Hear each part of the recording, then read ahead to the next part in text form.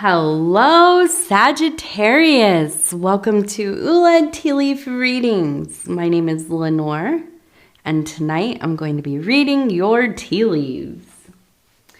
All right, Sagittarius, tonight we have the Three of Wands as our kind of, I like to think of it if you were entering a room, you walk through the doorway, and what do you feel?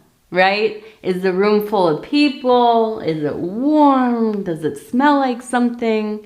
You know, what are the colors? How does it make you feel, basically, right?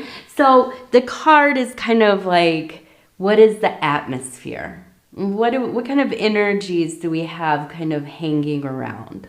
So we have the Three of Wands, which is all about virtue, okay? And the wands being the fire element and all about passion and motivation and that creative force that, well, it's not unique to humans, but we really do it well, don't we? And so I'm excited to see this for you, Sagittarius. Now, I also want to point out before I spin the bowl here, we have this tiny little piece that got out.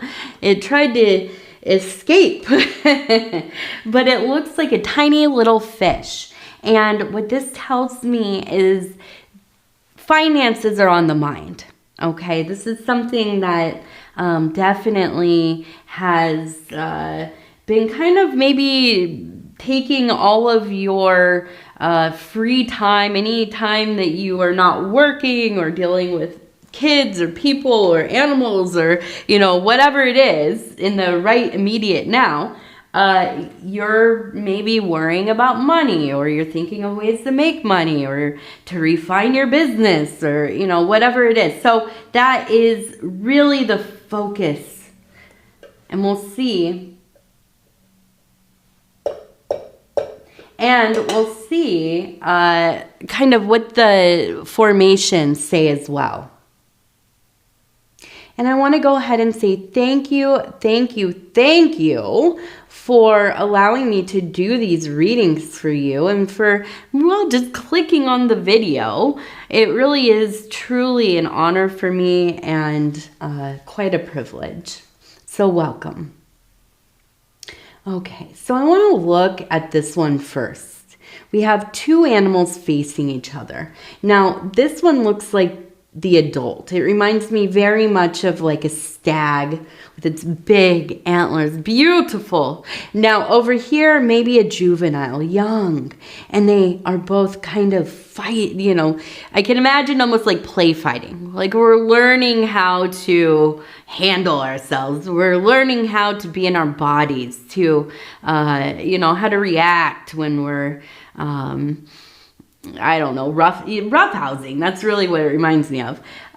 So I feel like this is really so much about your fondness towards and for maybe a mentor, a father figure, a grandfather, somebody who felt like they helped teach you about life, right? About maybe like character and responsibility and work and, you know, maybe even literally how to fight, right?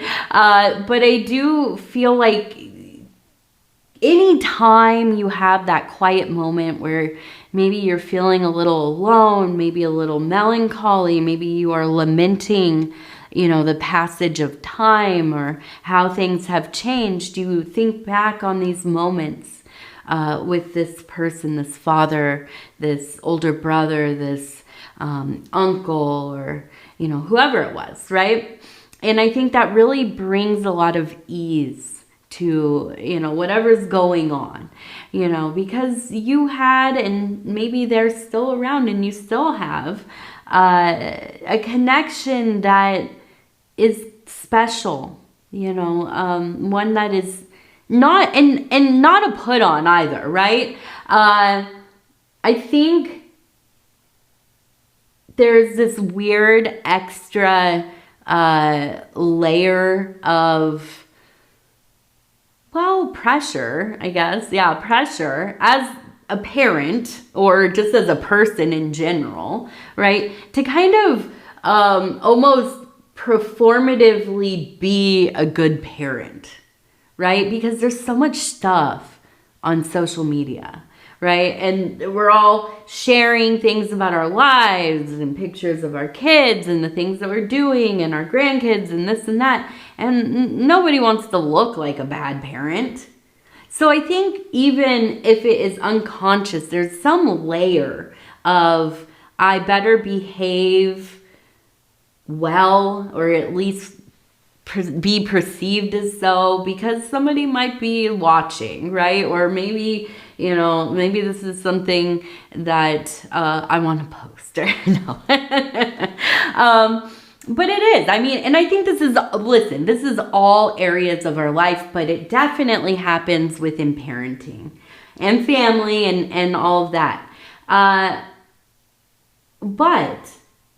And all of that is to be said, but I feel like with this person, it was probably, I imagine anyways, before the internet, so before social medias, and feels more like, they're not putting this on for anybody. This is just who they are, right? And this is how they would treat you if nobody was watching or if the whole world was watching. And I think for you, that is something that at times it feels almost like a lost way of connecting with somebody, right? Like it's hard we have more ability to talk to anybody at any time, to connect easily, and yet people just don't know how to have conversations anymore. People don't know how to connect with others. They don't know how to, listen. I think a big part of it, we don't know how to listen. We're really good at talking. You can go and look how many readings I have. You know that I'm good at talking, but we're not good at listening. Not all the time. So, I feel like this is such a special connection. Now, we're going to turn this, and I feel like this is where this leads to. We have, it looks like a wolf right here, seated, tail kind of right down here. Here's the head, and it looks like it's about to eat, yes, a fish. So it is the money coming in, right? There is money coming your way. But the important part here is we also have behind the wolf, we have a rabbit, and I was trying to decide what this might be. I don't know, but we have, it looks like a uppercase A. So maybe somebody with an A name, but I feel like there's like a line of people behind you. Also, the little chicken right here, and we have like a little, it looks like a boat kind of right there, okay? So to me, what this says is you have become kind of the leader of your tribe, of your clan, of your family members. And, that might be just your family unit at home, or it could be the extended family. Maybe there is like you've ascended to the position of, patriarch, matriarch of the family. And I feel like you are somebody who is very thoughtful about how you relate to other people in your family, okay? With the wolf sitting, right? And this reminds me of contemplation, but also patience, and also the ability to kind of, shift gears down, so that when you need to be, you can be there and present, and you're learning to be a good listener, to be that leadership role, and to also be trustworthy. I think that's the big thing too, is that your people, the people that love you, the people that, come to you for help, advice, you know, your kids, your work family, your extended family, as we said. You are somebody that is so solid and they trust because you are your word. And that's what I think is the big thing here, is that your relationship as a child that was so pure, and, you know, obviously we all have our problems, and we all have, like, you know, personality things and behaviors that maybe, you know, aren't the best. And I'm not saying that this person was perfect, but, or that your childhood was perfect. But I think that what you learn from this particular masculine energy is really about character, right? And really about being somebody that says what they mean and means what they say. And you show up. If you say you're going to show up, if you say you're going to do the thing, you do it, right? And so I see this being your role throughout, right? The rest of your life, probably. I also believe that you probably are, I don't know, the one that makes the most money, at least in your little family unit. And I believe that you are probably maybe the one that deals with finances, because we have fish everywhere. This fish is eating too. Look, this one where the fish is being eaten, this fish is eating here. So I feel like, you know, you are probably somebody who has a financial plan. Maybe you have some savings, or you know, I don't know, bought property, or you're invested in something. I don't think it's that you're doing terribly financially, but I think there's always like this feeling of I could be doing more. And the thing is, I don't think it's about you accumulating wealth for yourself, but you're wanting to have something to give to your family, right? To leave to your kids or whoever it is, to make sure everybody is taken care of. Okay, and I think ultimately that's what your biggest motivator really it is. It's about being the one that takes care of the family, keeps them together, right? Which I imagine is a lot of pressure. I only have 3 of us to to manage, but my goodness, a whole extended family, that takes a lot. It really, I have such an appreciation for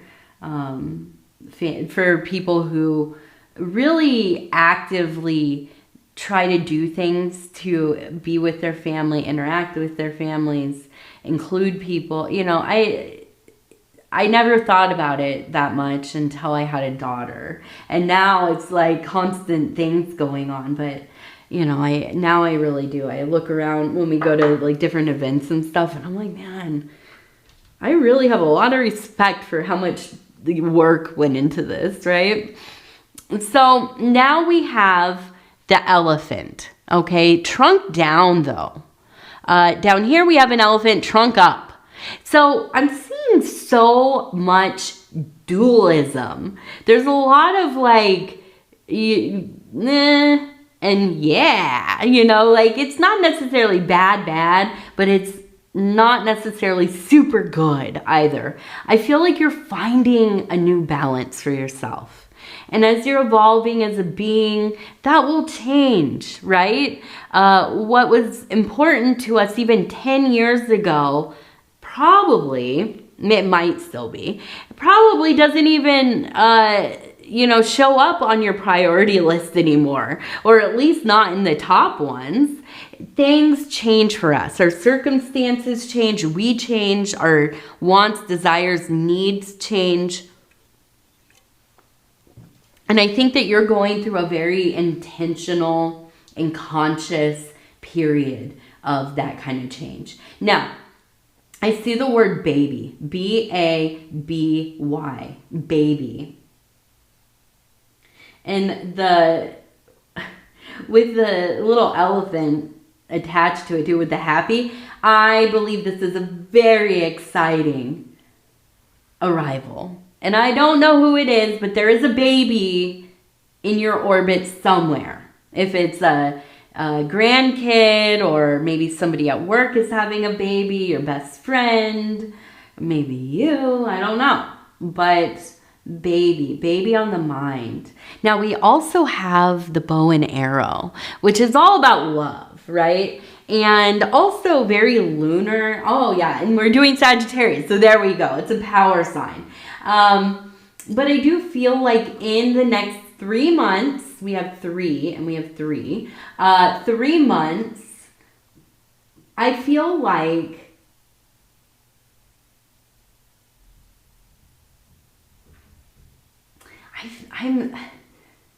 I'm trying to think, is this like a new love, or is this kind of like a reunion, or like a breathing life into something that's been languishing, a relationship, a marriage? In 3 months, you're going to be super in love. Something's going down. Maybe it is. Maybe you're going to get pregnant and you're, all those wonderful hormones, or maybe, your partner gets pregnant or whatever. And something like that, I don't know. Although, like I said, it could be that there is a baby in the orbit, and it's nice. It's just nice to be around kids and babies and, not for too long, but no, I'm kidding. I love kids. But it feels like everything is brighter. And I feel like there's love. Like I can hear you like kind of laughing, giggling, texting, and excited. Oh, they sent a picture, they're going to be off work soon, or, whatever. And yes, I feel like that's going to be like going into the next thing. At least a moment of love, or maybe it's a crush. It could be like a crush. Maybe you meet somebody new, and it's just nice to have like somebody to look forward to, smile at, or whatever. But not super serious. But I do feel a lifting of kind of your energy.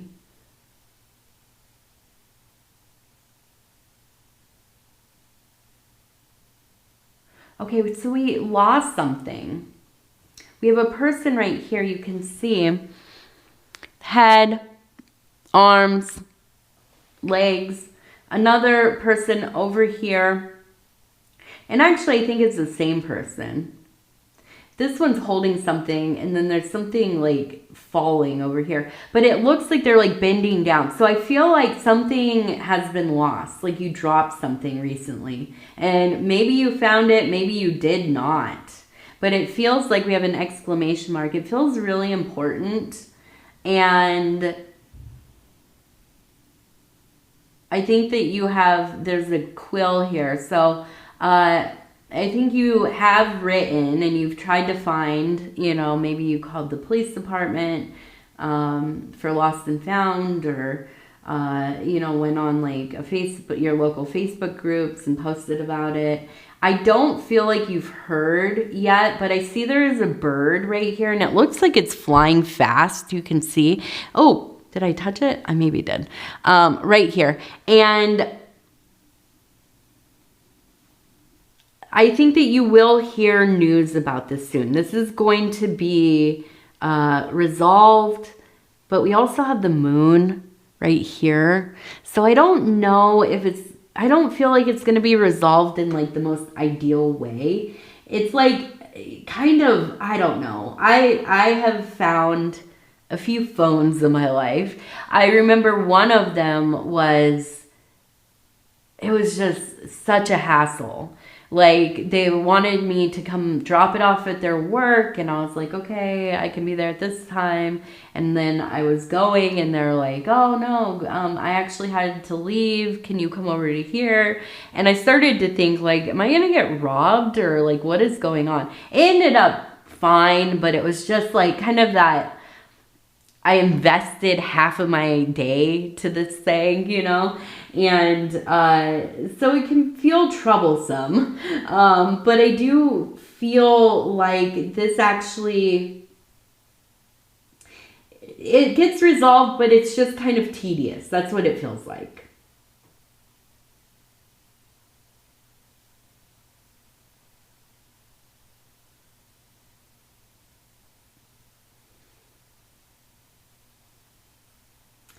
So we have this large flower, and we have a person right here. You can see the head and the body and maybe like a dress. And up here, it looks like a shooting star, which is all about setting intentions, right? Because the star is like the archetype of the star is all about our goals, our dreams, the things that we want to do, the things that we need to do, and, maybe the things that we don't think we'll ever do, but we like to, pretend, right?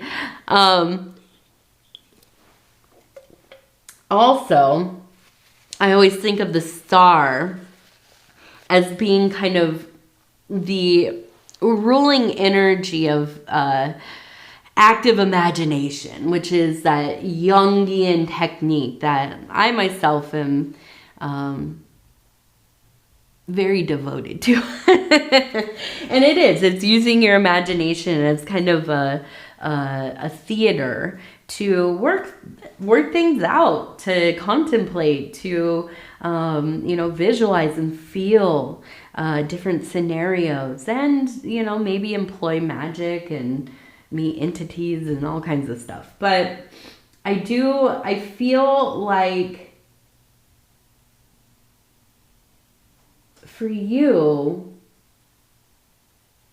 it's almost like, again, I'm daring to dream again. And maybe there's been something that's changing in your life, and it leaves enough room where you start to think, what do I want to do next? Like, do I want to go back to school? Do I want to travel? Do I want to start selling baked goods at the farmer's market? Whatever it is.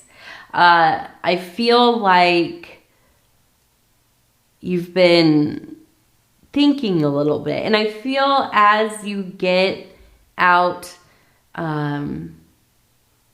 towards the summer or winter, depending on if you're in the northern hemisphere or the southern hemisphere, as we go into this next big season, I feel like you will. You're good, because it's like, it feels like a lot's going on, right? You're the head of a family. You're responsible for a lot of stuff. But you're also kind of falling in love, right? And you're starting to realize, like, maybe there's other things that I want to try doing. Maybe it's time to kind of switch it up a little bit. And so this, I think, is where we're at in the cycle. Okay, let's go ahead. We're going to do 3 lucky numbers. Number 25, 25, 89, 98. 98.